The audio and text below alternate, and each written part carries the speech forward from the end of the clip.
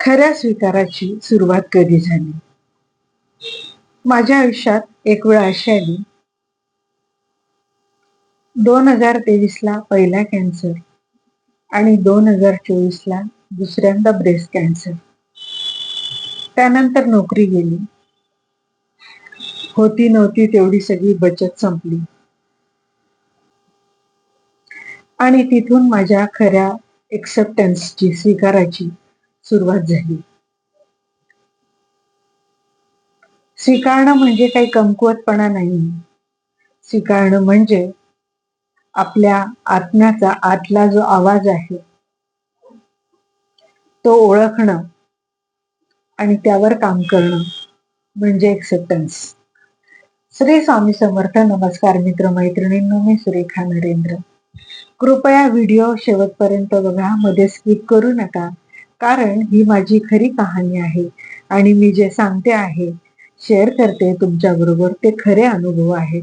हा जर्नी, हा प्रवास मी अनुभवलेला आहे आणि त्या अनुभवातून शिकले, सावरले आणि माझ्या या अनुभवाचा कोणाला तरी 1% जरी उपयोग झाला तर नक्की त्याचा तुम्हाला उपयोग होईल, हा एवढाच उद्देश या व्हिडिओ बनवण्यामागे आहे.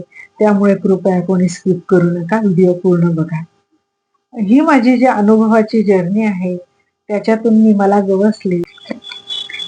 मला आजार झाला आहे, माझी नोकरी गेली आहे, होते तेवढे पैसे संपले आहे, जवळची माणसं, मायेची माणसं दूर सोडून निघून गेली आहे. हे सगळे अनेक गोष्टी डोक्यात होत्या आणि मग आता पुढे काय, हा प्रश्न स्वतःलाच विचारला आणि मग त्याच्यातून एक पॉझिटिव्ह उत्तर आलं, एक्सेप्टन्स आहे ही परिस्थिती स्वीकार. स्वतःला ह्या परिस्थितीतून बाहेर काढ.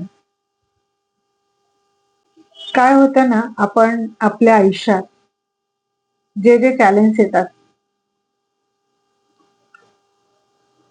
ते एक्सेप्ट करायला हवेत आणि पुढे जायला हवं. आपण आपल्या आयुष्यात आलेले चॅलेंजेस एक्सेप्ट करणं, हेच ऐकत लहानाचे मोठे होत जातो. प्रश्न एक पडतो, खरंच आपण मनातून स्वीकारलेलं असतं का, की आपलं वरून फक्त आपण आव्हानत असतो की नाही, मी आहे ती परिस्थिती स्वीकारली. तर स्वीकार हा काही जबरदस्तीने कोणी लादून होत नाही. बऱ्याच वेळा स्वीकार हा अनुभवातून, स्वतःच्या अनुभवातून किंवा वेदनेतून आलेला असतो. आपल्या आयुष्यात एखादं संकट आलं, अडचण आली, तर सुरुवातीला आपलं मन मानायला तयार नसतं. आपण ब्लेम झोन मध्ये जातो की माझ्याच बाबतीत का, माझ्याशीच असा हा का वागला, मलाच का याने असं केलं, माझ्यावरच ही वेळ का आली. अनेक प्रश्न आपल्याला पडतात. आपल्याला प्रत्येक गोष्टीवर कंट्रोल हवा असतो. आपल्याला आपल्या गोष्टी जगणं, विचार, वेळ, कृती, नातेसंबंध, करिअर, गोल, अचिव्हमेंट्स या सगळ्या मनासारख्या हव्या असतात आणि त्या जर आपल्या आयुष्यात झाल्या नाहीत तर आपल्याला राग, चिडचिड, घृणा, ईर्ष्या, अपराधीपणा, भीती वाटणं, अनेक गोष्टी आपल्या बरोबर होत असतात आणि मग आपल्या मनात प्रचंड गोंधळ निर्माण होतो. मग ती परिस्थिती समजून घेताना असो किंवा ती वेळ,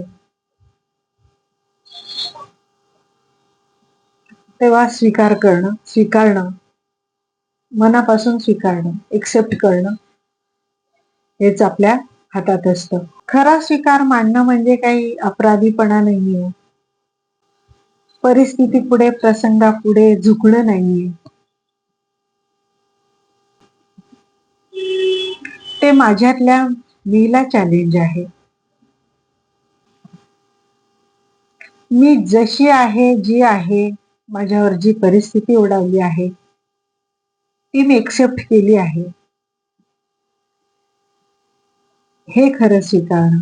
आणि मला त्या आलेल्या परिस्थितीतून शिकायचंय, शिकून बाहेर पडायचं आहे आणि बाहेर पडून माझं रुटीन आयुष्य वर्तमानातलं चांगल्या प्रकारे जगायचं आहे, हे स्वीकारणं. खऱ्या स्वीकाराची सुरुवात, पहिली पायरी कोणती असेल?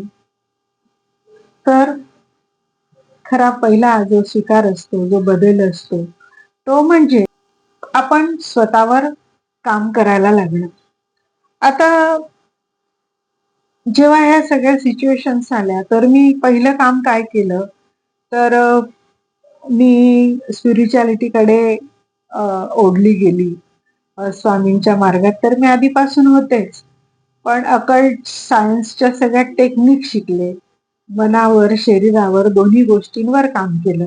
मी सगळ्या भावना स्वीकारल्या, की मला त्रास होतोय, मला वेदना होतायत, मला माझी नाती तुटली म्हणून मला रडायला येतंय, मला दुःख होतंय, मला अपराधीपणा वाटतोय. हो, मी पण चुकले, मी चुकू शकते. भावना दाबत नाहीये. मी माझ्या भावना मोकळ्या करतेय. खरी हिलिंग प्रोसेस सुरू झालेली होती. माझ्यातला बदल मलाच नाही, समोरच्यालाही जाणवत होता. फक्त स्वतःला वरून स्ट्रॉंग दाखवणं म्हणजे स्ट्रॉंग आहे का? नाही. आपल्या आयुष्यात जेव्हा जेव्हा संकट येतात, चॅलेंजेस येतात, तेव्हा आपण त्या संकट न मांडता, समस्या न मांडता, संधी म्हणून त्याकडे बघितलं पाहिजे, की माझ्या आयुष्यात आलेलं हे जे चॅलेंज आहे, मग ते कुठल्याही प्रकारचं असू दे, ते मला जाणायला, मला पारखायला, मला शोधायला, मला घडवायला आलंय, हा स्वीकार करणं. आयुष्यात आलेलं आजारपण, गेलेली नोकरी, संपलेला पैसा हे शिकवून गेलं. आधी मी जगत नव्हते का? जगत होते. पण आता मी जे जगतीये, ते डोळसपणे जगतीये.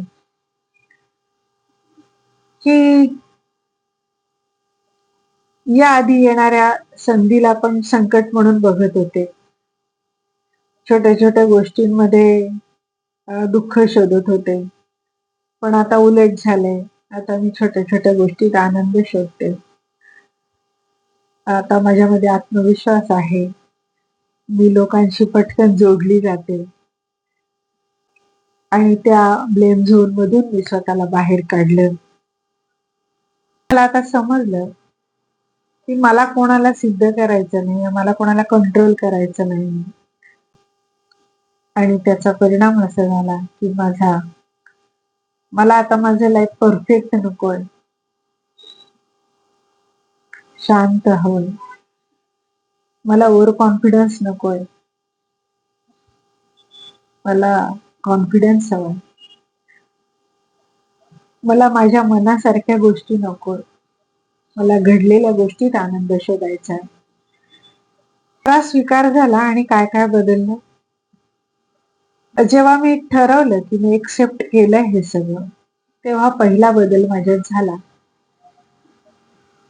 की मी आता लोकांना बदलायला जाणार नाही किंवा लोकांसाठी मी बदलणार नाही.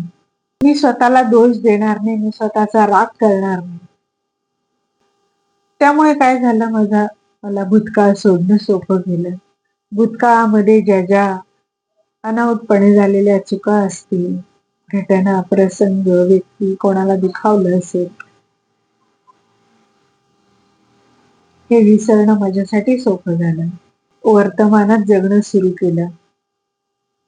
आणि सगळ्यात चांगला बदल म्हणजे माझं मन शांत झालं. त्या शांत झाल्यामुळे मला माझ्यातली ताकद समजली. माझ्यातले गुण, दुर्गुण, माझ्यामध्ये असलेली कौशल्य, गोष्टी, हे सगळं मला सापडलं एक्सेप्टन्समुळे, स्वीकारल्यामुळे. आणि माझ्यातली ताकद. आपल्यातली ताकद, आपल्यातली क्षमता ओळखणं म्हणजे काही कमजोरी नाही. खरं तर ती आपल्यातली सगळ्यात मोठी इनर स्ट्रेंथ असते.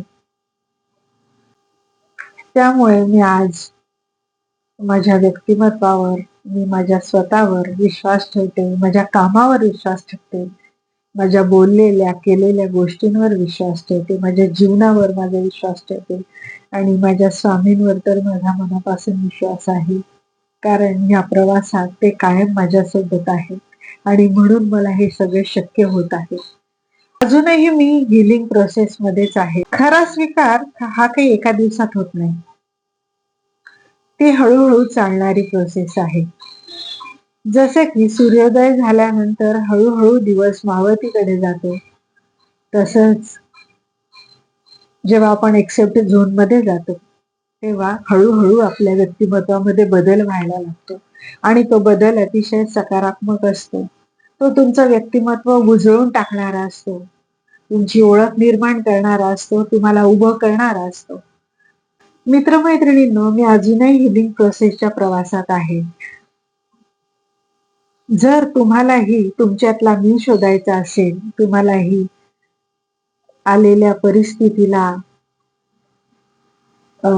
चॅलेंज म्हणून बघायचं असेल, एक्सेप्ट करायचं असेल, तर तुम्हीही माझ्या बरोबर या प्रवासात आहात, हिलिंग प्रोसेसमध्ये आहात, एक्सेप्ट झोन्समध्ये आहात असंच मी समजते.